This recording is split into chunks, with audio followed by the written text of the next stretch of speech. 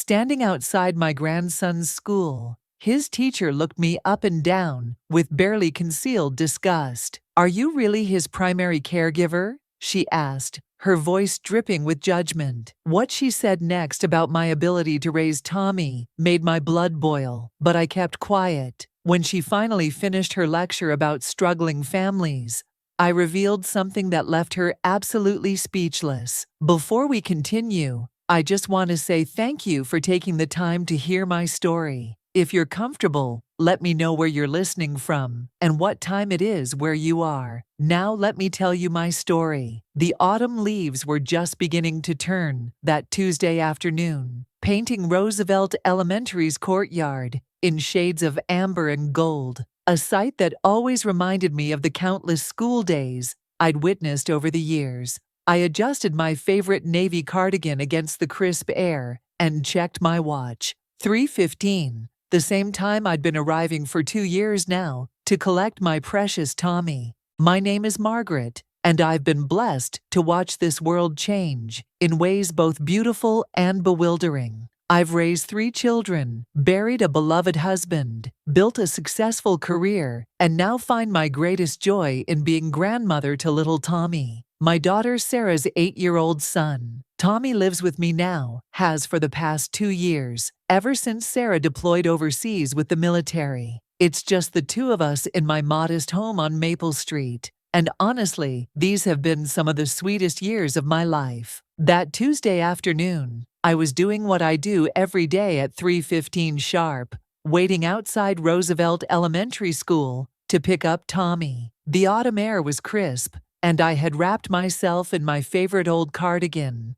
the navy blue one with tiny pearl buttons that I've had for probably 15 years. It's soft as butter now, worn in all the right places, and it carries the faint scent of the lavender sachets I keep in my dresser drawer. My shoes were comfortable flats, the kind you buy when you prioritize walking without pain over making fashion statements. My hair was pulled back in a simple silver bun, and I carried my trusty cloth purse, the one with the small tear near the handle that I keep meaning to sew, but somehow never get around to fixing. I suppose to a stranger's eye, I might have looked like any ordinary grandmother, perhaps even a bit shabby, if we're being honest. The truth is, at my age, comfort matters more than appearances, and I've never been one to put on airs. I dress for my day, not for other people's opinions. As I stood there among the other parents and caregivers, I noticed a woman approaching. She was young, probably in her early 30s, with perfectly styled blonde hair that caught the afternoon sunlight.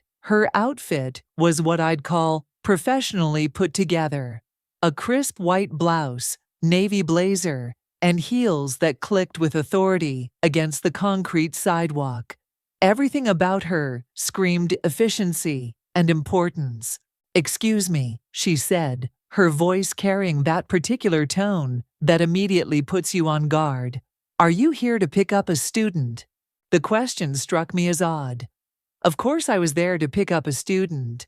Why else would anyone be standing outside an elementary school at dismissal time? But I smiled politely, the way I was raised to do. "Yes, I'm here for my grandson, Tommy Richardson." Her eyebrows lifted slightly, and I caught something in her expression that made my stomach tighten. It was a look I'd seen before, though thankfully not often in my life. A look that seemed to be taking inventory of my worn cardigan, my sensible shoes, my aging cloth purse. "I'm Mrs. Patterson, Tommy's teacher," she said, and there was something in her tone that suggested she was doing me a great favor by introducing herself. I wasn't aware Tommy had other family involved in his pickup routine. The pause before "other family" hung in the air like smoke. I felt my smile falter just slightly. "I'm his grandmother, Margaret Richardson. I've been picking Tommy up every day for 2 years now. Perhaps there's been some confusion." Mrs. Patterson's expression remained coolly professional, but there was something calculating in her eyes as she looked me up and down once more. "Oh, I see. And how should I put this? You're his primary caregiver now." The way she said primary caregiver made it sound like she was questioning my fitness for the role.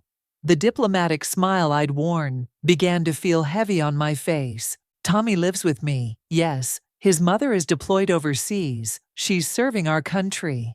Mrs. Patterson made a small sound that somehow managed to convey doubt. Well, that explains some things. Explains what things, exactly? She glanced around, as if checking to see who might be listening, then stepped closer.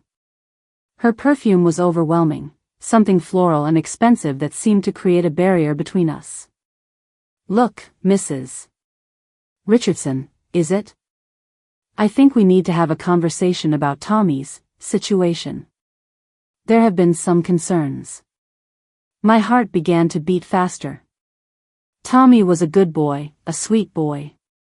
Yes, he could be energetic, and yes, he sometimes struggled with sitting still during long lessons, but he was 8 years old. That seemed perfectly normal to me. What kind of concerns? Well, for starters, his homework has been inconsistent. Sometimes it's done beautifully, other times it looks rushed or incomplete. And then there are the supplies. The supplies? Tommy often comes to school without proper materials. Last week, he didn't have the specific brand of colored pencils we requested for art class. The week before, his folder was the wrong color. We specifically asked for red folders, and his was blue. I felt a flush of irritation rising in my chest. We had bought school supplies from the list provided at the beginning of the year. If there had been specific brand requirements that weren't clearly communicated, how was I supposed to know? Mrs. Patterson, I make sure Tommy has everything he needs for school. If there was confusion about specific requirements. She held up a hand to stop me, and the gesture was so dismissive that I felt my jaw tighten. Mrs. Richardson, I understand that circumstances can make it challenging to provide children with everything they need. But Tommy is in my classroom now, and I have standards to maintain. All of my students deserve to have their educational needs met properly. The words hit me like a slap. Circumstances. Standards. Educational needs met properly. Each phrase was carefully chosen, and each one carried the unmistakable implication that I was somehow failing Tommy. I beg your pardon, but I'm not sure what you're suggesting. Mrs. Patterson sighed, as if dealing with a particularly slow child. Look, I'm not trying to be difficult here. I'm trying to help. There are resources available for families who are struggling financially. Programs that can help with school supplies, maybe even tutoring services. I'd be happy to put you in touch with the school counselor who handles these situations. The blood rushed to my face so quickly that I felt dizzy. Struggling financially. These situations. She had taken one look at my comfortable old clothes and my practical appearance and decided that I was some kind of charity case. That Tommy was suffering under my care because I couldn't afford to provide for him properly. Mrs. Patterson, I said, my voice carefully controlled, I think there's been a misunderstanding. Has there? She interrupted, and now her voice took on a sharper edge. Because I have to tell you, Mrs. Richardson, I've been teaching for 8 years, and I've developed quite a good eye for these things. I can usually spot the children who aren't getting the support they need at home. The words hung between us like a challenge. Around us, other parents were collecting their children, chatting about soccer practices and play dates, living in a world that suddenly felt very far away from where I stood. Support they need at home, I repeated slowly. Exactly. Look, I'm sure you're doing your best, but raising a child today requires more than just good intentions. It requires resources, structure, educational support. Tommy is a bright boy, but he needs consistency, and frankly, he needs to know that his education is being taken seriously. Each word was like a small needle. Good intentions. Resources. Educational support. Consistency. She was painting a picture of me as some well-meaning but inadequate grandmother, stumbling through the responsibility of raising a child I wasn't equipped to handle. I looked around at the other caregivers, wondering if anyone else was witnessing this conversation. A few parents had glanced our way, probably picking up on the tension in Mrs. Patterson's voice. I felt exposed, judged, found wanting in front of people who didn't even know me. Mrs. Patterson, I assure you that Tommy's education is taken very seriously in our home. Is it? She tilted her head, and there was something almost pitying in her expression. Because his reading log hasn't been signed consistently, his math homework was done in pen instead of pencil yesterday, which suggests a lack of supervision, and when I asked him about his career day presentation, he said his grandmother just stays home. The last comment stung more than I wanted to admit. Just stays home. As if the years I'd spent building a career, contributing to my community, raising children, and now dedicating myself to Tommy's well-being could be dismissed so easily. Mrs. Patterson, there seems to be some confusion about my situation. Look, she said, checking her watch as if this conversation was keeping her from more important matters, I don't have time to dance around this issue. The bottom line is that Tommy needs more support than he's currently getting, and if that's not something you can provide, then we need to explore other options. There's no shame in admitting when a situation is beyond your capabilities. Beyond my capabilities. The phrase echoed in my mind as I watched her perfectly manicured fingers tap against her designer handbag. This young woman, who couldn't have been more than half my age, was standing there telling me that I was incapable of caring for my own grandson. I felt something shift inside me, like a door quietly closing on my patience. For 72 years, I had navigated this world with grace and kindness. I had weathered storms that would have broken people half my age. I had built a life of substance and meaning, and I had earned the right to be treated with respect. But standing there on that autumn afternoon, being lectured by a woman who had decided my worth based on the age of my cardigan, I realized that sometimes grace and kindness aren't enough. Sometimes, the world needs to be reminded that appearances can be deceiving, and assumptions can be dangerous. Mrs. Patterson, I said, my voice taking on a quality I hadn't used in years, I think you and I need to have a very different kind of conversation. She looked surprised by the change in my tone, but the condescending smile remained firmly in place. By all means, Mrs. Richardson. I'm all ears. As the school bell rang and children began streaming out of the building, I made a decision that would change everything. It was time to educate the educator, and I had a feeling this was going to be a lesson she would never forget. The autumn wind picked up, rustling the leaves at our feet, and I pulled my old cardigan a little tighter around my shoulders. Mrs. Patterson had no idea what storm she had just unleashed. Actually, I said, watching as Tommy's bright face appeared in the doorway, scanning the crowd for me, I think this conversation would be better continued in your classroom. After the children are dismissed. There are some things about my situation that might surprise you. Mrs. Patterson's smile flickered, just for a moment, but she quickly recovered her composure. Fine, she said crisply. I have 15 minutes after dismissal. That should be more than enough time. As I watched my precious grandson run toward me, his backpack bouncing against his small frame and his face lighting up when he spotted me, I felt a surge of fierce protectiveness that surprised me with its intensity. Hello, sweetheart, I said, embracing Tommy and breathing in the familiar scent of childhood, playground dust, apple juice, and that indefinable sweetness that clings to 8-year-olds. Grandma. Guess what happened in science class today? Tell me all about it in the car, darling. But first, Grandma needs to have a little chat with Mrs. Patterson. Tommy looked between us, his young intuition picking up on the tension he didn't understand. Is everything okay? Everything is going to be just fine, I assured him, ruffling his hair. Why don't you wait by the car? I'll be along in just a few minutes. As Tommy skipped toward the parking lot, Mrs. Patterson and I stood facing each other in the afternoon shadows. The moment felt charged with possibility, like the air before a thunderstorm. Shall we? I said, gesturing toward the school building. Mrs. Patterson nodded curtly and turned to lead the way. As I followed her down the familiar hallways, past the colorful bulletin boards and the echoing sounds of after-school activities beginning, I felt a strange mix of anticipation and sadness. Anticipation for what was about to unfold, and sadness that it had come to this at all. The classroom smelled like markers and hand sanitizer, with undertones of the peanut butter sandwiches that had been eaten at lunchtime. Mrs. Patterson settled herself behind her desk like a queen taking her throne, gesturing for me to take one of the small student chairs facing her. I remained standing. "Mrs. Richardson," she began, her voice taking on the patient tone one might use with a difficult child, "I want you to know that I'm only looking out for Tommy's best interests.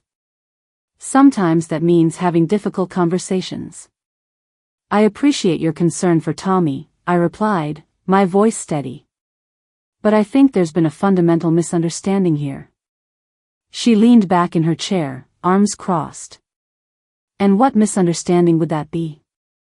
The moment had arrived. The moment when I could either walk away and let her continue believing whatever she chose to believe about me, or I could open a door that, once opened, could never be closed again. I thought about Tommy, waiting by the car. I thought about all the other grandparents and caregivers who might find themselves in this same position, judged and dismissed by someone who saw only surface appearances. I thought about the young teacher sitting in front of me, so certain in her assumptions, so comfortable in her prejudices. And I made my choice. "The misunderstanding, Mrs. Patterson, is that you think you know who I am." Mrs. Patterson's eyebrows rose slightly, but her expression remained skeptical. She had the look of someone who had heard every excuse and sob story imaginable, someone who prided herself on not being easily fooled. "Mrs. Richardson, I'm not sure what you mean by that. I don't claim to know your personal history, but I do know what I observe in my classroom every day." I walked slowly around the room, taking in the colorful posters about reading and math, the small desks arranged in neat rows, the alphabet strips running along the walls. This was Mrs. Patterson's domain, her kingdom, where she held court over 25 eight-year-olds and felt supremely confident in her authority. "Tell me, Mrs. Patterson, what exactly do you observe about Tommy that concerns you so much?" She straightened in her chair, clearly eager to present her case. "Well, as I mentioned, there's the inconsistent homework quality. Sometimes it's excellent, sometimes it appears rushed. His handwriting varies dramatically from day to day. And then there are the behavioral issues." "Behavioral issues?" This was the first I'd heard of any such thing. "Tommy often seems distracted during lessons. He asks questions that suggest he's not paying attention to the material we've covered. And during recess, he tends to play alone rather than engaging with his peer group." I nodded slowly, processing this information. Each point she raised felt like another small judgment. Another way she was building her case that I was failing as Tommy's caregiver. "Have you considered," I said carefully, "that there might be explanations for these observations that don't involve inadequate home support?" Mrs. Patterson's smile was patronizing. "Mrs. Richardson, I've been teaching for 8 years. I've seen every type of home situation you can imagine. The signs are usually quite clear." 8 years, I repeated. "That's certainly extensive experience." Something in my tone must have registered, because her smile faltered slightly. But she pressed on, determined to make her point. "Yes, it is. And in that time, I've learned that children from unstable or financially stressed households often exhibit exactly the patterns Tommy is showing. The inconsistent work quality usually indicates lack of supervision or support with homework. The distraction in class often stems from anxiety about home situations. And the social isolation." She shrugged as if it was obvious. "Children sense when their circumstances are different from their peers." I stopped walking and turned to face her directly. The afternoon sunlight was slanting through the classroom windows, casting long shadows across the floor. In that golden light, Mrs. Patterson looked very young, very certain, and completely unprepared for what was about to happen. Mrs. Patterson, let me ask you something. When you look at me, what do you see? The question seemed to catch her off guard. She blinked several times before answering. I'm not sure what you mean. It's a simple question. When you look at me, what do you see? She glanced at my cardigan, my sensible shoes, my aging purse. I could practically see the wheels turning in her mind as she tried to figure out if this was some kind of trap. I see.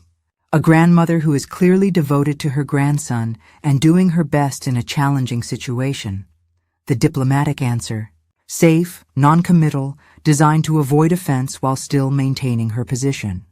That's very tactful, I said. But that's not really what you see, is it?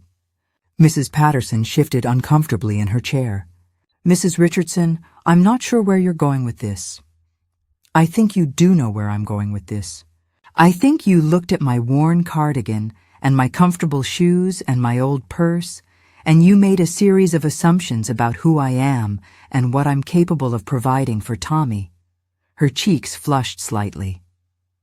I would never judge someone based solely on their appearance, wouldn't you? I moved closer to her desk, my voice remaining calm and steady.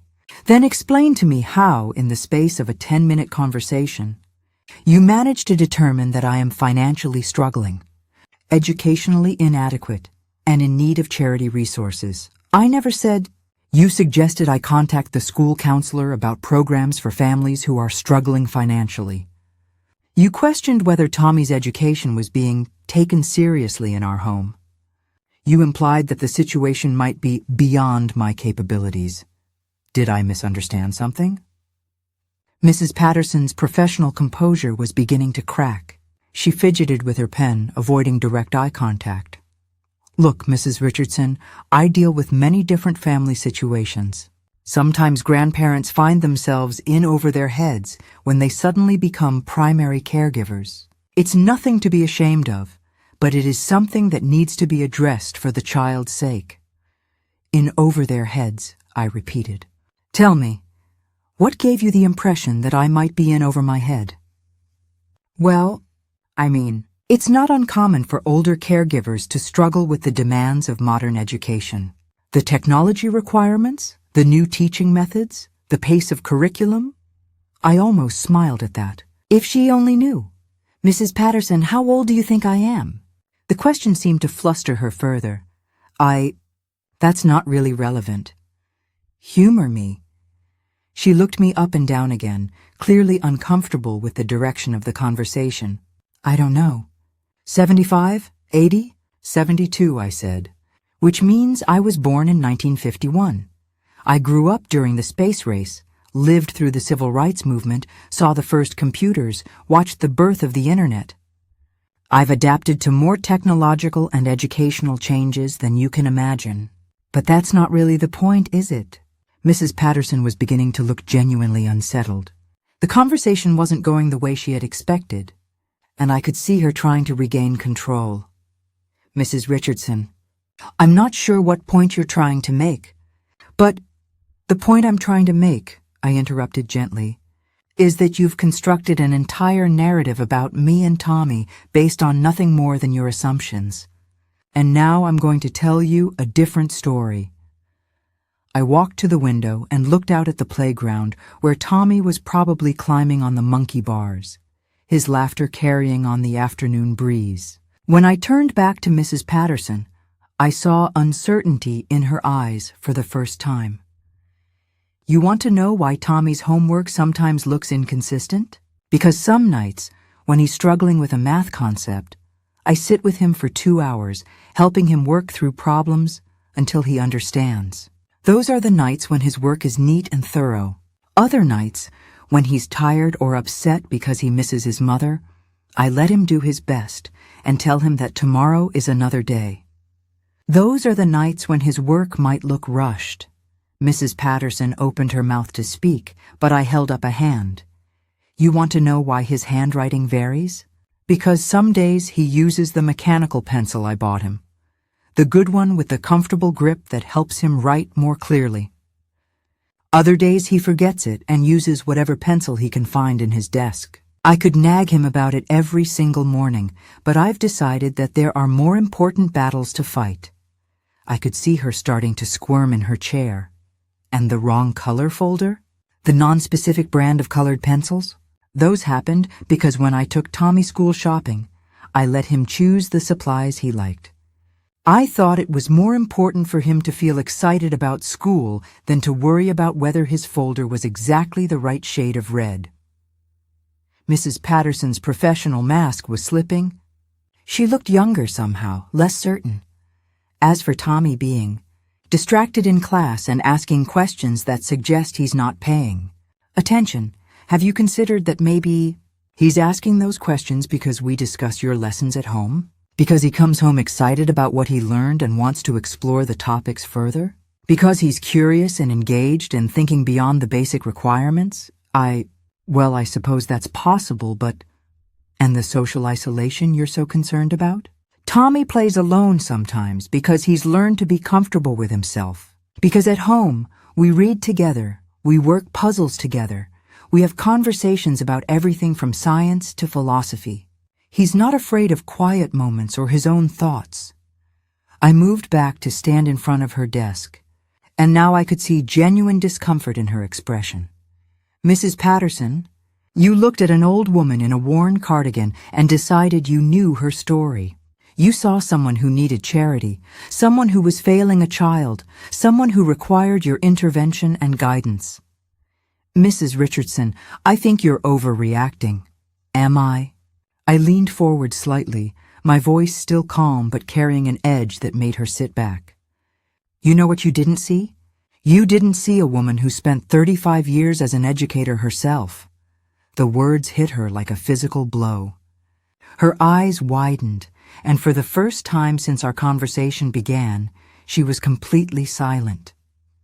That's right, Mrs. Patterson. I didn't just stay home for 72 years.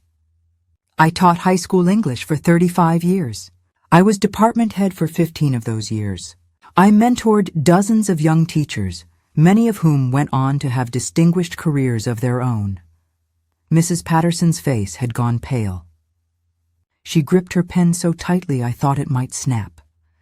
I have a master's degree in education from Columbia University and a bachelor's in English literature from Barnard College. I've published articles in educational journals.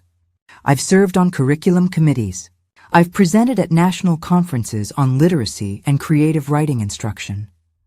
The silence in the room was deafening. Outside, I could hear the sounds of after-school activities beginning. Coaches calling instructions, car doors slamming, the general bustle of a day ending.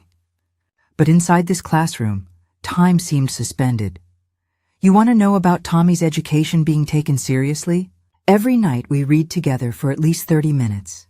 Not because it's required, but because we both love stories. We discuss characters and themes and what makes writing beautiful. Tommy can tell you the difference between a simile and a metaphor. He knows what foreshadowing is. He understands irony. Mrs. Patterson's hands were trembling slightly. You're concerned about his math skills? We do mental math while we're grocery shopping. We measure ingredients when we're baking. We calculate distances when we're planning trips to visit his mother. Math isn't something that happens only during homework time. It's woven into our daily life. I paused, letting the weight of my words settle over her. And you know what else you didn't see? You didn't see a woman who has been volunteering with adult literacy programs for the past 15 years, who has helped hundreds of adults learn to read, many of whom are now pursuing their own educational goals. Mrs. Patterson looked like she wanted to disappear into her chair. You didn't see someone who sits on the board of the local library, who has helped secure funding for new computers and expanded children's programs. You didn't see someone who has donated thousands of dollars to educational causes over the years. The truth was pouring out of me now. Each revelation another brick in the wall I was building around her assumptions. When Tommy needed school supplies, I didn't struggle to afford them. I let him choose what he liked because I wanted him to feel ownership of his education. When he needed help with homework, I didn't scramble to keep up with modern teaching methods. I drew on decades of experience working with children his age. Mrs. Patterson finally found her voice. Though it came out as barely more than a whisper, I had no idea. No, you didn't. Because you never asked. You saw what you expected to see, and you built a story around those expectations. I walked back to the window, giving her a moment to process what she'd heard. When I turned around again, there were tears in her eyes. Mrs. Richardson, I owe you an enormous apology. Yes, I said simply. You do. The silence that followed stretched between us like a bridge neither of us was quite ready to cross. Mrs. Patterson sat there, tears threatening to spill from her eyes, while I stood by the window watching the golden afternoon light paint everything in warm hues. It would have been easy to let the moment end there, to accept her apology and walk away. But there was more to this story, more that needed to be said. Mrs. Patterson, I said gently, turning back to face her, I want you to understand something. I'm not telling you all of this to humiliate you or to make you feel small. She looked up at me with red-rimmed eyes, clearly struggling to maintain what was left of her professional composure. Then why? She whispered. Why are you telling me this? I moved to one of the student desks and sat down, bringing myself to her eye level. The small chair was uncomfortable, designed for an 8-year-old body, but somehow it felt appropriate for this conversation. Because I want you to understand the damage that assumptions can do. Not just to me, I'm 72 years old, and I've weathered worse storms than this. But to Tommy, to other children whose caregivers might not have the resources or the confidence to challenge your judgments. Mrs. Patterson's face crumpled slightly. I never meant to. I was just trying to help. I believe you were. But help based on false assumptions isn't help at all. It's interference. I leaned forward, my voice taking on the tone I had once used with struggling students, firm but compassionate. Let me tell you what else you didn't see when you looked at me today. You didn't see a woman who lies awake at night sometimes, wondering if she's doing right by her grandson. You didn't see someone who second-guesses herself constantly, who worries that maybe Tommy would be better off in a more traditional family situation. Mrs. Patterson's tears were flowing freely now, but she didn't look away. You didn't see someone who gave up her retirement dreams to raise a child again at an age when most people are slowing down, who turned her quiet, orderly life upside down because family comes first. Always, I paused, my own emotions rising to the surface despite my efforts to keep them contained. You didn't see someone who misses her daughter every single day and tries to fill that empty space in Tommy's heart while dealing with her own grief and worry. Someone who pretends to be strong when she feels overwhelmed, who researches child psychology books at night to make sure she's handling things right. Mrs. Patterson was crying openly now, no longer trying to hide her tears.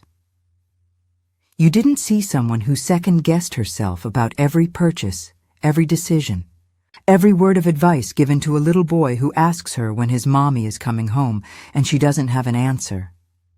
My voice cracked slightly on the last words, and I had to take a moment to compose myself. But most of all, Mrs. Patterson, you didn't see someone who loves that little boy with every fiber of her being and would do anything to protect him from people who might make him feel less than worthy. The room was quiet except for the soft sounds of Mrs. Patterson's crying and the distant noise from the playground. I reached into my purse, that old, worn purse she had judged so quickly, and pulled out a tissue.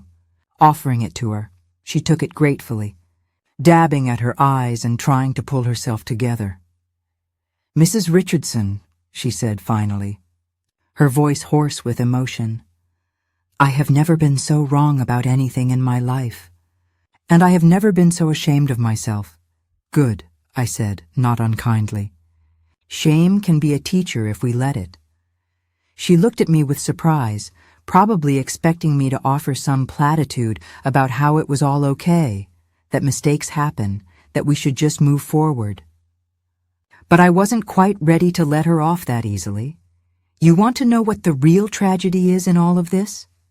I asked. She nodded, though she looked almost afraid to hear the answer. The real tragedy is that if I had been exactly who you thought I was, a struggling grandmother doing her best with limited resources, your attitude would have been equally inappropriate.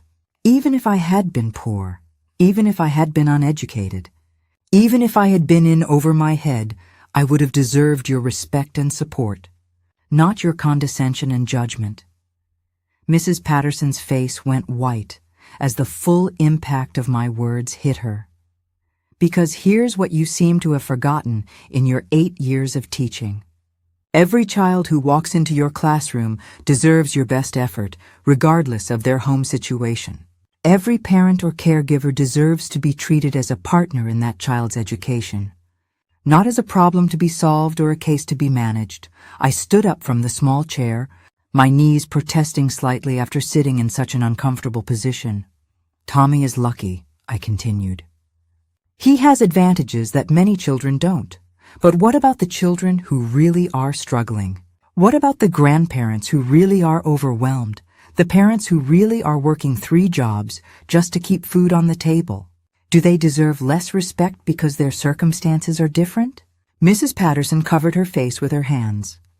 Oh God, she whispered. How many families have I? How many children have I?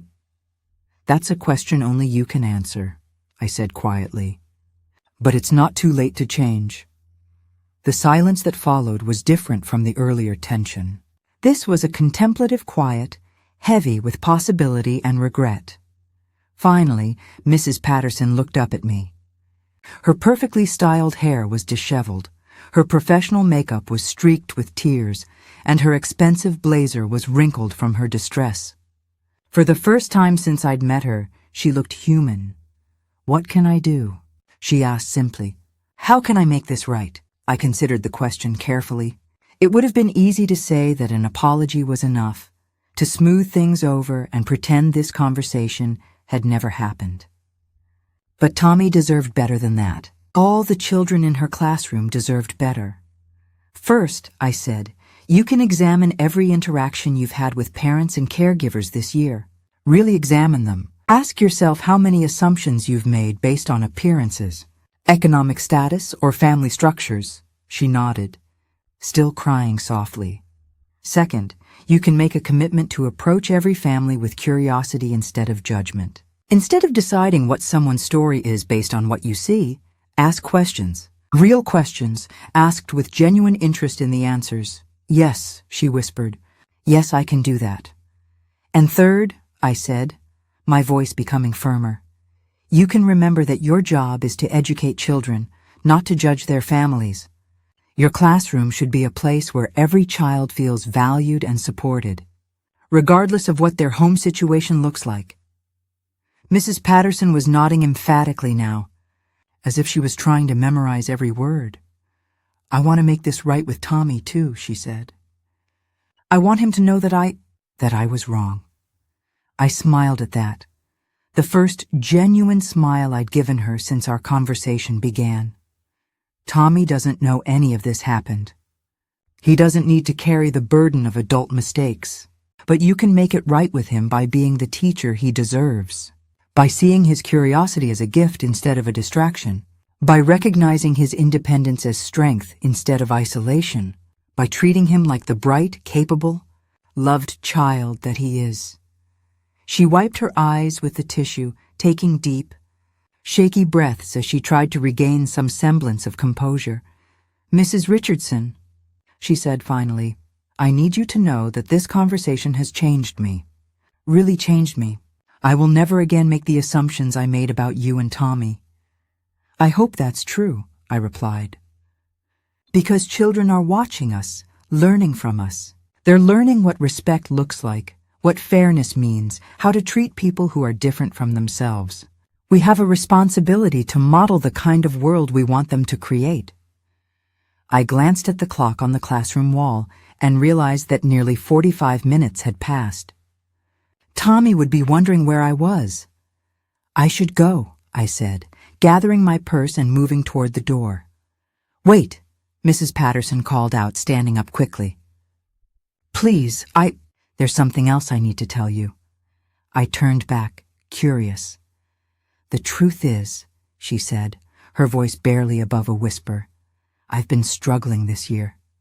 This is my first year at Roosevelt Elementary, and I've been trying so hard to prove myself, to show everyone that I have everything under control. I think I was looking for problems to solve so I could be seen as proactive and thorough. The admission hung in the air between us, raw and honest. I was so focused on appearing competent that I forgot to actually be compassionate. I turned families into case studies instead of seeing them as people. I softened at her words, recognizing something I had seen many times in my own teaching career. A young educator overwhelmed by the magnitude of her responsibility and making mistakes in her eagerness to do well. Mrs. Patterson, I said gently, teaching is one of the hardest professions in the world. We hold children's futures in our hands, and that weight can be crushing sometimes. But the children don't need us to be perfect. They need us to be human. She smiled through her tears, and for the first time, I could see the person she might become, the teacher she had the potential to be. Thank you, she said. Thank you for not giving up on me. Thank you for taking the time to teach me something I clearly needed to learn. I paused at the doorway, one hand on the frame. Mrs. Patterson, can I give you one piece of advice? Teacher to teacher? She nodded eagerly. Never forget that behind every child is a family doing their best with the resources they have. Your job isn't to judge those resources or compare them to some imaginary standard. Your job is to meet that child where they are and help them reach where they're going. I'll remember that, she promised. Always. As I walked down the empty hallway toward the exit, past the bulletin boards celebrating student achievements and the colorful artwork that brightened the walls, I felt a complex mix of emotions. Exhaustion from the intensity of the conversation, sadness that it had been necessary at all, but also hope. Hope that I had planted seeds that might grow into something better. Outside, Tommy was waiting patiently by the car, though I could tell he was bursting with curiosity about what had taken so long. Grandma, what did you and Mrs. Patterson talk about for so long? I unlocked the car and helped him with his backpack before answering. We talked about understanding people, sweetheart.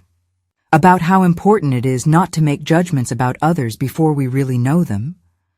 Oh, Tommy said, buckling his seatbelt. Like how you always tell me not to decide if I like someone before I've given them a chance to be my friend. Exactly like that, I said, starting the engine and pulling out of the parking lot.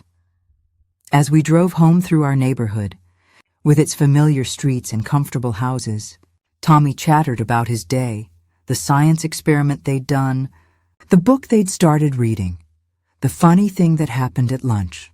Normal, happy, 8-year-old conversation that filled my heart with gratitude. 3 weeks later, I received a note from Mrs. Patterson. It was handwritten on simple stationery, not school letterhead, and it was clearly a personal communication rather than an official one. Dear Mrs. Richardson, it read, I wanted you to know that I have taken your words to heart in every possible way. I have reached out to several families I may have misjudged this year, and I am working to rebuild those relationships with humility and respect. Tommy is thriving in our classroom, and I see now what I was too blind to see before. He is a curious, thoughtful, well-loved child who brings joy to our learning community. Thank you for being the teacher I needed that day, even though I didn't deserve your patience or wisdom.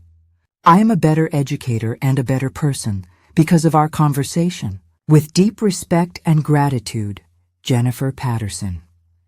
I kept that letter, tucked away in my jewelry box next to other precious things. Sometimes, late at night when Tommy is asleep and the house is quiet, I take it out and read it again.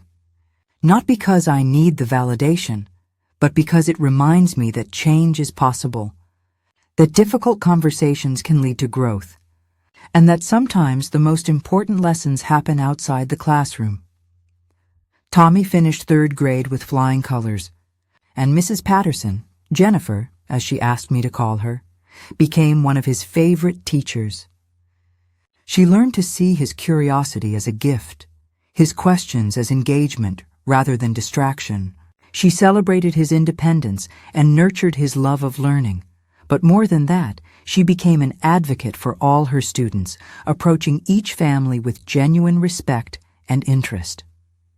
She stopped looking for problems to solve and started looking for strengths to build upon. The truth is, that afternoon in the classroom changed both of us.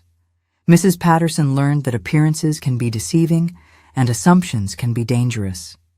And I learned that sometimes the kindest thing you can do for someone is to hold them accountable for their actions, even when it's uncomfortable for everyone involved. As I sit here now, sharing this story with you, I think about all the times in life when we're tempted to judge others based on what we see on the surface.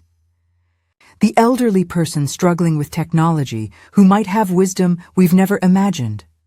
The young parent who looks overwhelmed, who might be dealing with challenges we couldn't fathom. The quiet child, who might have depths we've never bothered to explore. We all carry invisible stories, invisible strengths, invisible struggles. The woman in the worn cardigan might have spent decades shaping young minds. The man in the old truck might be a retired professor or a published poet. The teenager with the unconventional style might be volunteering at a homeless shelter every weekend. Encounter with Mrs. Patterson taught me that standing up for yourself isn't always about defending your ego. Sometimes it's about defending your right to be seen as a complete human being. And sometimes, when we're brave enough to reveal our true selves, we give others permission to see beyond the surface, too. The next time you find yourself making assumptions about someone based on their appearance or circumstances, I hope you'll remember Tommy's grandmother in her old cardigan, standing in that classroom, refusing to be diminished by someone else's limited vision. Because we all deserve to be seen, really seen, for who we are rather than who others assume us to be. And sometimes, the most powerful thing we can do is simply refuse to accept anything less. Thank you for listening all the way through. If you enjoyed it, kindly like and share it with someone you care about. And remember to subscribe, so we can continue this journey of stories together.